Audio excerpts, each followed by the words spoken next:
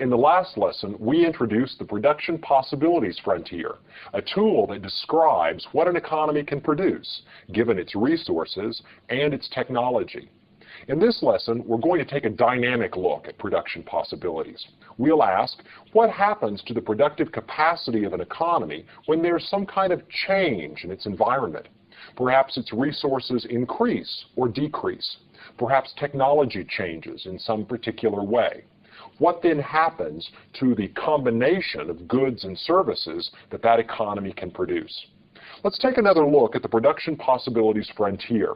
Remember, it's a downward sloping line representing the fact that if you want to produce more rice, you've got to produce less wheat. The movement of resources from the production of one good to the other is necessary and creates a kind of opportunity cost. That is, the opportunity cost of increasing rice production is reduced wheat production. We draw this line when we know the economy's resource endowment and its technological possibilities. That is, what the economy is capable of doing with the resources that it has. Suppose now we change one of those constraints. Suppose we change the technological possibilities in the economy, or suppose we change the resource endowments. In that case, the production possibilities curve will shift. A movement along the production possibilities frontier represents a change in the economy's choice of which combination of goods to produce. If an economy decides that it wants to produce a lot of wheat and a little rice, it will be at a point on the production possibilities frontier up here. If the economy wants to produce a lot of rice and a little wheat, they'll be down at a point like this. If the economy wants a balanced output of wheat and rice, they'll be at a point like this. Whenever the economy changes the combination of wheat and rice that it produces, it moves along the existing production possibilities curve. Suppose now that we change one of those things that we hold constant when we draw the curve. Suppose we change resources or technology. Anytime you change something that was held constant when you drew the curve, you have to redraw the curve. Anytime you change a variable that's not represented on one of the axes, well, you've got to redraw the curve to represent new production possibilities. Let's start and suppose that we have general technological progress in the economy.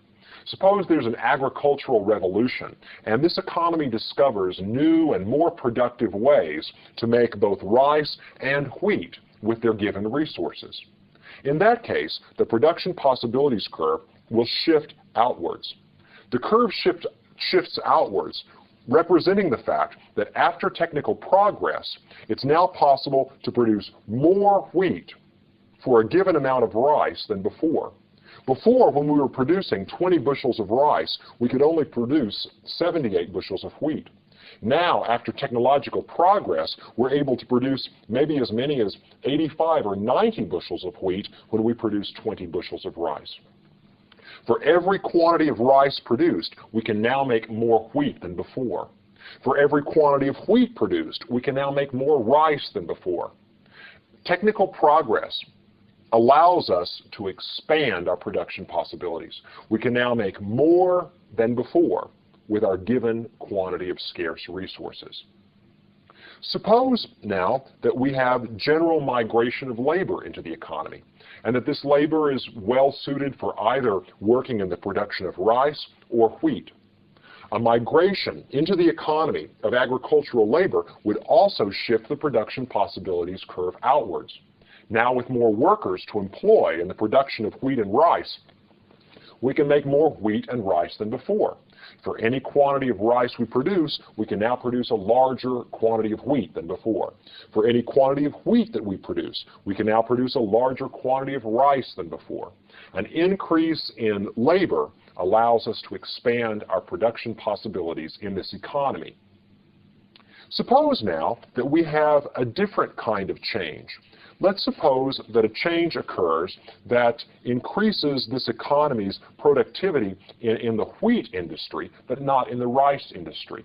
Suppose a new fertilizer is discovered that increases the productivity of wheat farms, but doesn't do anything for rice farms. How would we show that change in this picture? production possibilities would change in such a way that there would be an increase in wheat production, but no change in potential rice production.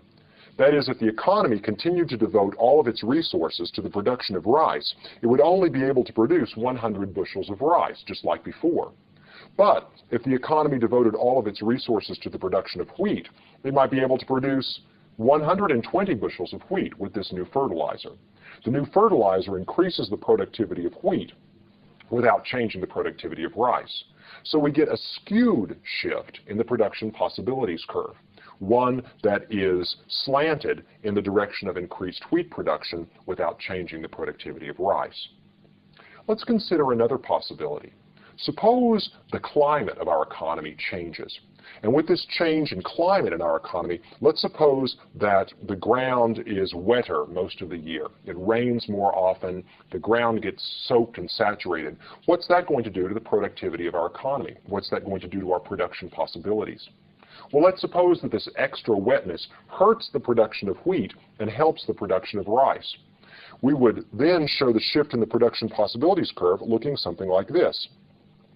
The amount of rice that could be produced with this increased wetness would be larger, maybe up to 120 bushels of rice a year.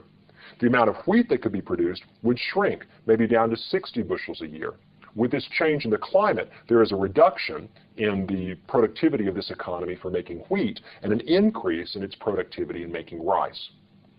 One final thing, let's suppose we have a large out-migration of labor, that a lot of people leave this economy to go to work somewhere else. Or suppose an earthquake occurs and wipes out a lot of the capital stock, a lot of the tools and equipment that are used. In that case, the production possibilities frontier would actually shift inwards. There would be a reduction in the productivity of this economy. It could produce less of everything. So that producing 20 bushels of rice might leave you only enough resources to make, say, 55 bushels of wheat instead of the previous 78. So it's possible sometimes that the production possibilities curve would actually shift inwards, representing a reduction in the economy's productivity. So, a quick summary then. Things that increase the productivity of the economy, an increase in the stock of resources, an improvement in technology, those things shift the production possibilities curve outwards. Those things that reduce productivity, such as a loss of labor or capital or an unfavorable change in the climate, shift the production possibilities curve inwards. And sometimes changes in the economy will affect the two different sectors in different ways. They might actually cause one sector to become more productive and the other sector to become less productive. I'd like to end with a question. And this is a question that came up during your quiz in the last lecture. Look at this production possibilities curve. Of all of these choices, which is the one that our economy prefers? Which combination of wheat and rice is going to make consumers the happiest? The answer is, we have no idea. There's no representation in this picture for consumer preferences.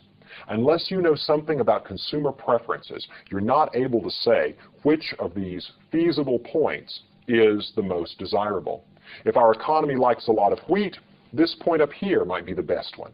If our economy likes a lot of rice, this point might be the best one. If our economy likes a nice balanced mix, then this point might be the best one. The point I'm trying to make is this. The production possibilities curve tells you about the supply side of an economy. It tells you about what this economy is able to produce, given its limited quantity of resources, given the technical know-how that the economy possesses, given the peculiarities of the resources, some being well suited for the production of wheat, some being well suited for the production of rice. But this diagram tells you nothing about which of the points is the most desirable.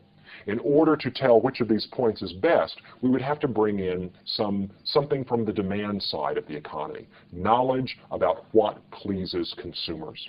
So the blue line here is purely a statement about engineering, what our economy is able to make. And the important concept from this lesson is the concept of efficiency, doing the best you can with the resources that you have and the know-how that you possess.